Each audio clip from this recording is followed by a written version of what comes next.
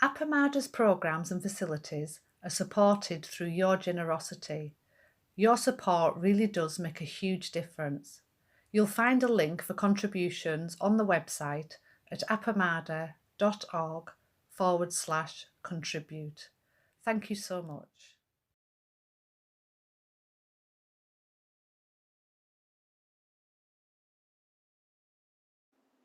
Very good. Okay, so welcome back. Good morning.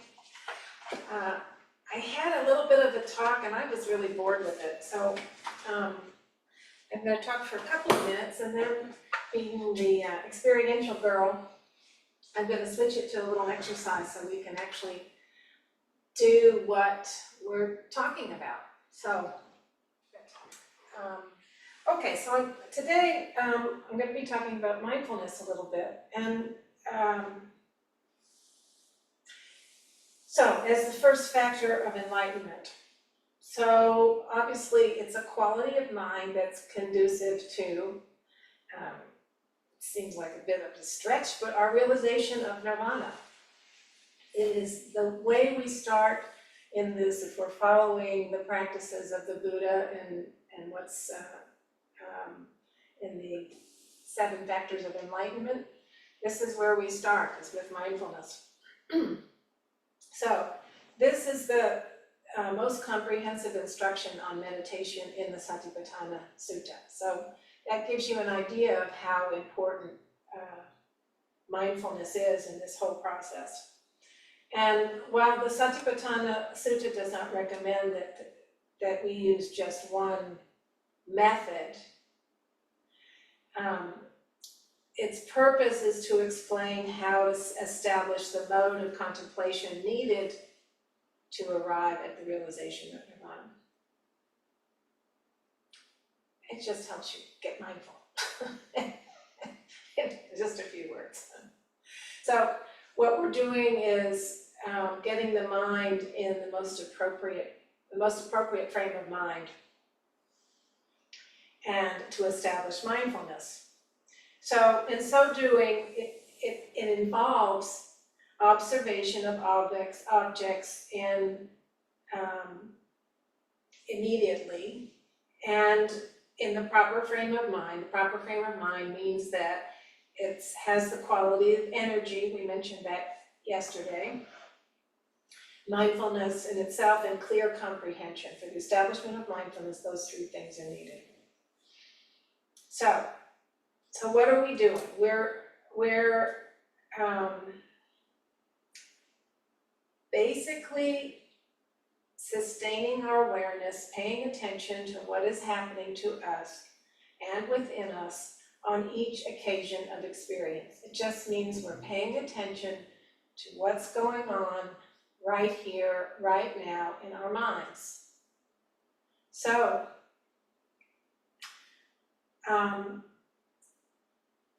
initially, mindfulness is concerned with keeping the contemplative mind continually on its object, which means keeping the object continually present to the mind. It's pretty straightforward. And this actually keeps us from having other thoughts come tumbling in, because it's already occupied. You can only think one thing at a time, actually, despite what computers of this age tells you. You have so much thrown at yourself, thrown at us all the time. We can only pay attention to one thing at a time. So in this establishment of mindfulness, that's what we're doing, is paying attention to one thing at a time. And that's going to keep us from drifting off, into random thoughts, or going off on what happened last night, or going off on what's going to, happen this afternoon, or what have you. So in this, what happens is we also develop clear comprehension, because we're just looking at one object and paying attention to it. It doesn't say that it'll never go off, but that's the intention, is to keep it on one thing at a time and just pay attention to what's going on right now. So with that clear comprehension, there is clear knowledge and understanding of what one is experiencing. Okay, there's not a whole lot of time actually, so I'm just gonna get to it.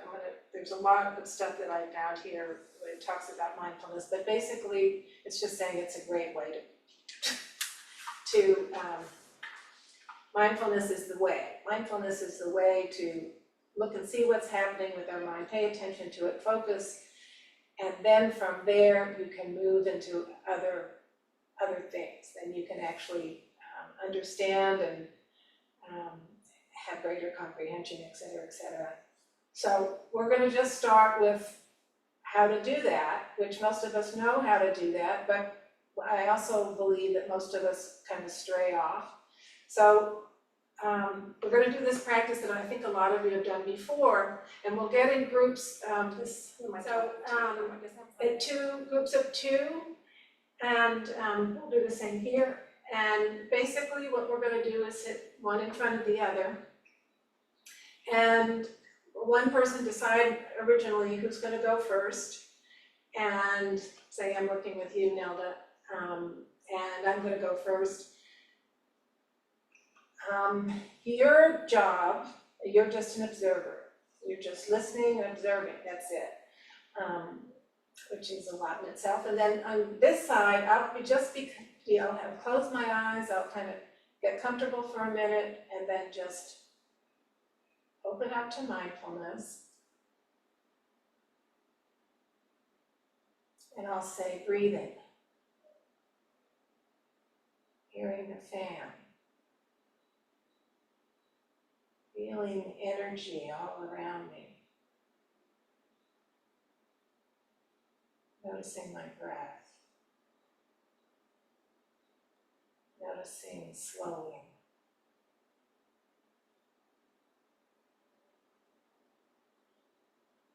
and the fan, relaxing, etc.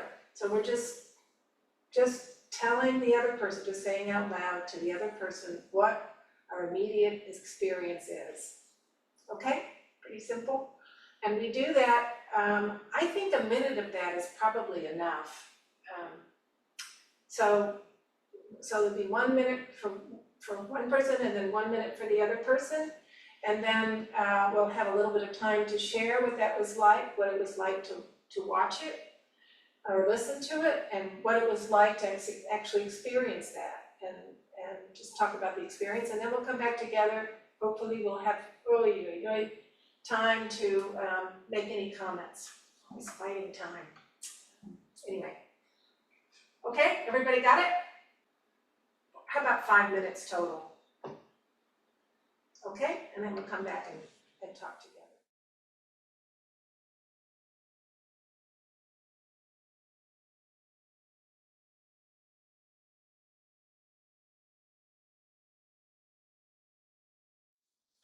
So I think the whole thing is gonna take maybe 15 minutes, I'm thinking. And then we'll enjoy the mindfulness and the peacefulness of this, that this brings about for a few minutes. And then I'd like for us to come back together and have some time to discuss what this experience was like. So, to begin,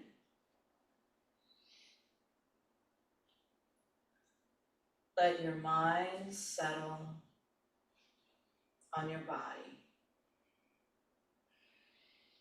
as your body is settled on your cushion.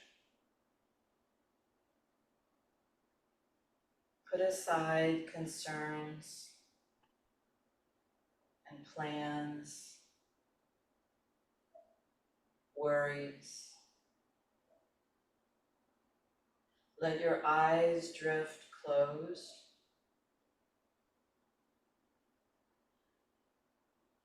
And let your awareness turn inward.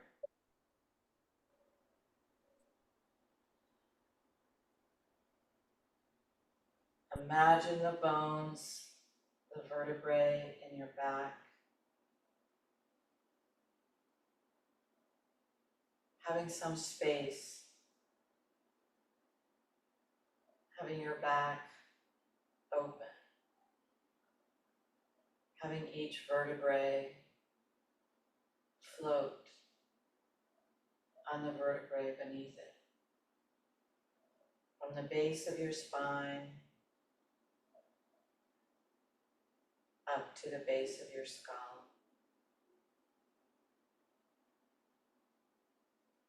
Imagine your chest opening wide.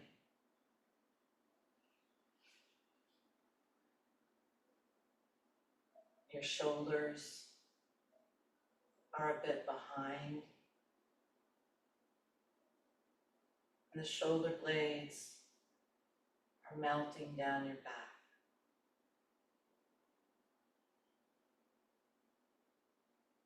Your body is upright but relaxed.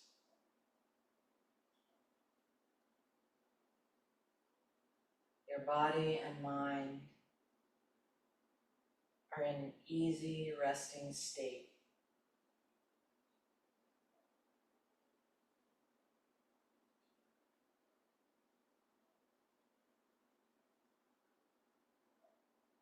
Breathing in long. I know I breathe in long. Breathing out long. I know I breathe out long. Breathing in short. I know I breathe in short. Breathing out short. I know I breathe out short.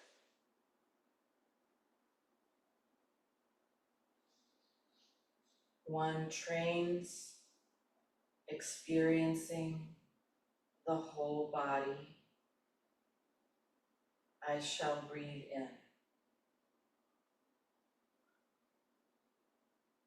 One trains experiencing the whole body.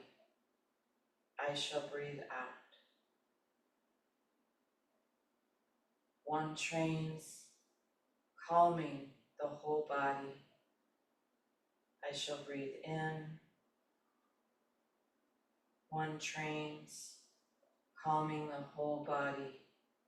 I shall breathe out. One trains experiencing joy. I shall breathe in. One trains experiencing joy. I shall breathe out. One trains experiencing happiness. I shall breathe in. One trains experiencing happiness. I shall breathe out. One trains experiencing mental activities. I shall breathe in. One trains experiencing mental activities. I shall breathe out. One trains calming mental activities.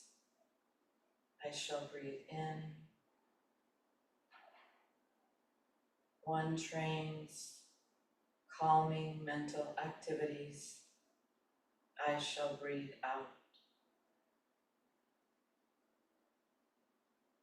One trains experiencing the mind. I shall breathe in. One trains experiencing the mind. I shall breathe out. One trains gladdening the mind. I shall breathe in. One trains gladdening the mind, I shall breathe out. One trains concentrating the mind, I shall breathe in. One trains concentrating the mind, I shall breathe out.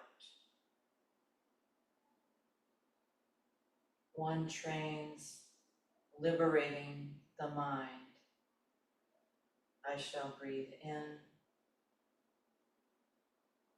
One trains liberating the mind, I shall breathe out. One trains contemplating impermanence, I shall breathe in. One trains contemplating impermanence, I shall breathe out.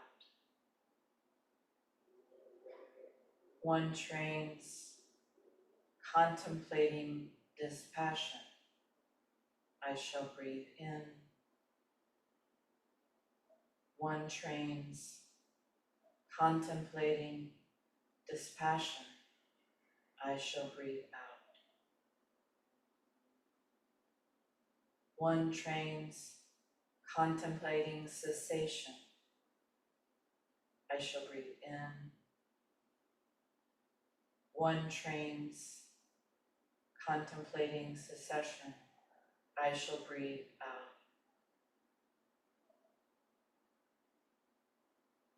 One trains contemplating relinquishment, I shall breathe in. One trains contemplating relinquishment, I shall breathe out.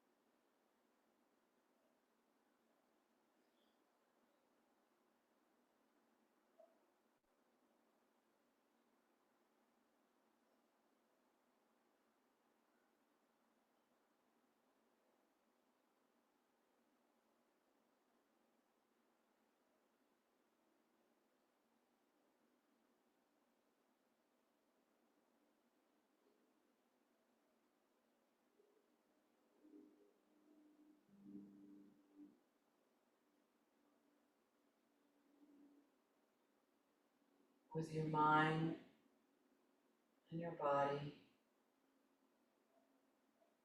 still, at rest,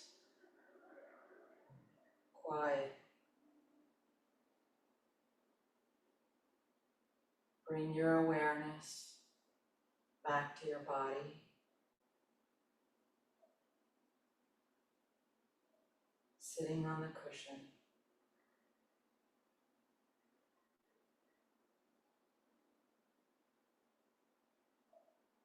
Slowly allow your eyes to open.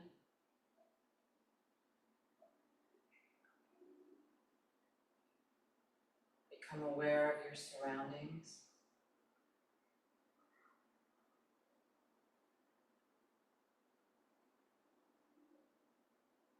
and maintain this deep stillness and connection between mind and body for the rest of the evening.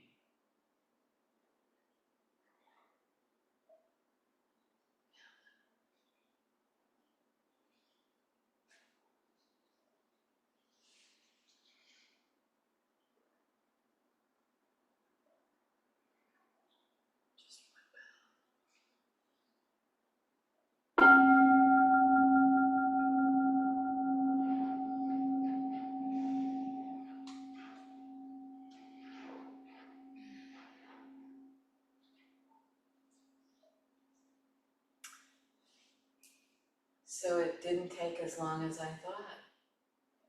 We kind of whipped through it. So we have some time. We have about 8 minutes for people to comment on that experience. What was easy, what was hard, what tripped you up and sort of caught your mind, and what helped it settle.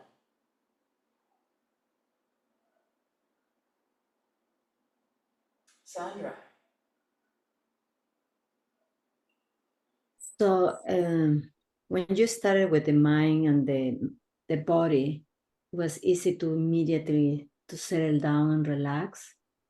But the last few parts where you say happiness and just breathe the happiness, and I was having a little hard problem to hear you the second part of that. And that's what my mind was trying to, trying to understand. I was just, and so I trip into the thinking. Yeah, I'm sorry about that. I'm sure as I settle, my voice gets softer. So that's a really good thing for me to become aware of. Yeah. But I know, when you're really relaxing and then something, or really settling deeply, and then something catches me. Something makes me start thinking again. Yeah. Not being able to hear well, I can understand that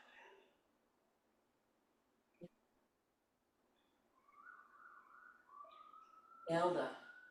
It was so interesting when you said, and I don't remember the phrasing now because I was listening, and then concentrate on impermanence. It was like sharp and bitter for a second. And then all of a sudden I noticed, why would the word impermanence be sharp and bitter? It's a beautiful thing. We get to evolve and change. So then I noticed my mind activity around the concentration with the word impermanence and the shift and how our mind can shift things for us. But the one that was really difficult to concentrate on because it really brought up different body activity, mind, emotion, so on, was the one that followed impermanence, and I don't even remember what. Cessation. Was it distraction? You're right, dispassion, contemplating dispassion. And that was so hard for me to even conceive of dispassion. I just read something about this word saying that it doesn't mean without passion. It means not clinging to passion. Not clinging to passion. Yeah, not clinging to passion. Okay. Yeah. So not that you're not wholehearted and not that you don't feel things and experience life deeply, but that you're not clinging. That's right.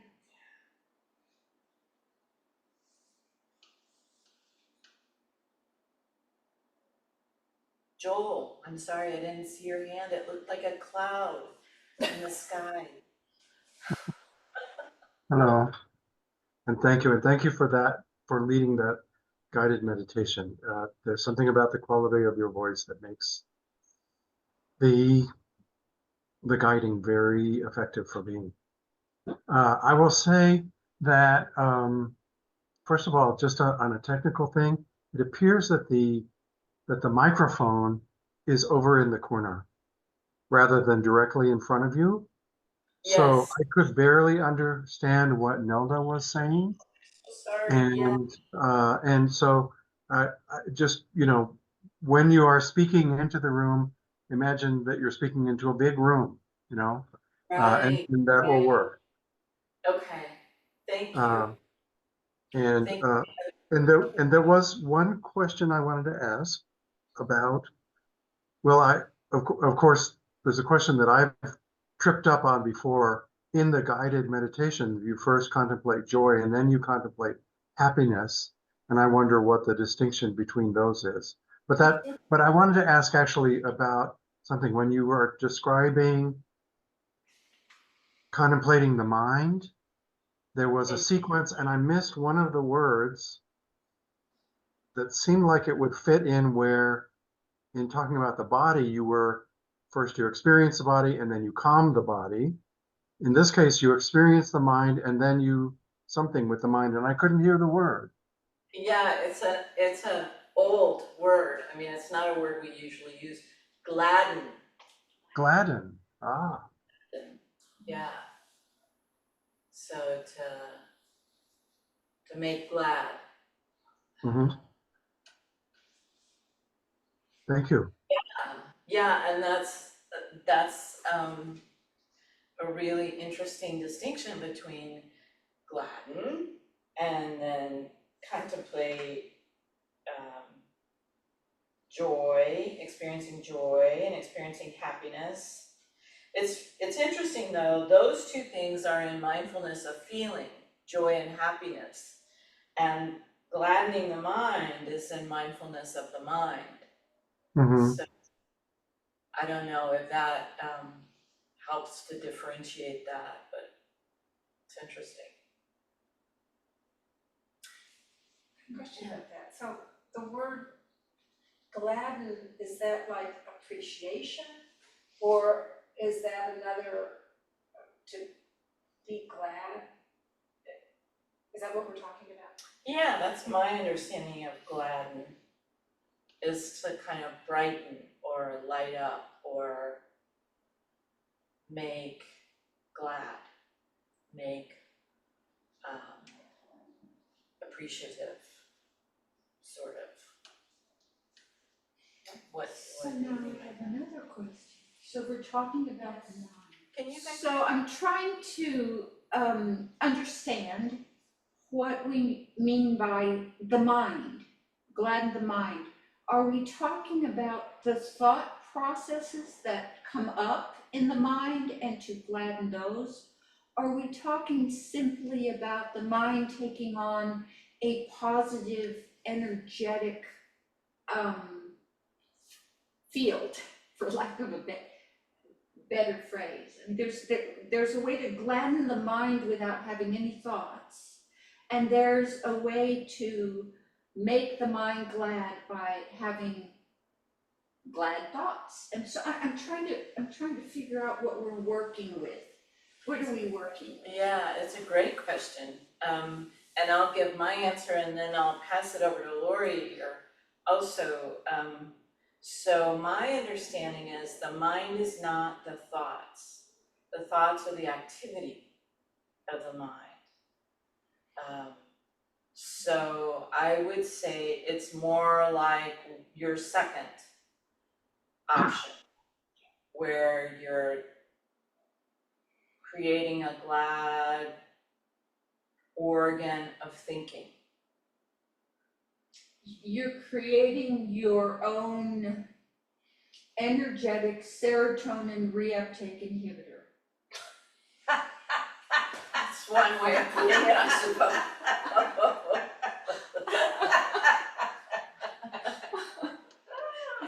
I mean, that's Yeah. It's more an energetic than a thought-related activity. Okay, thank you. I think we're past our time, Just by a minute, it's not bad. just by a minute. Also, can I chime in one? Yeah. The mind, when we're talking about the mind, remember it's a sense organ. In Buddhism, it's not the thoughts, it's a sense organ. So, Okay, well, thank you all very much. Thank you for your input.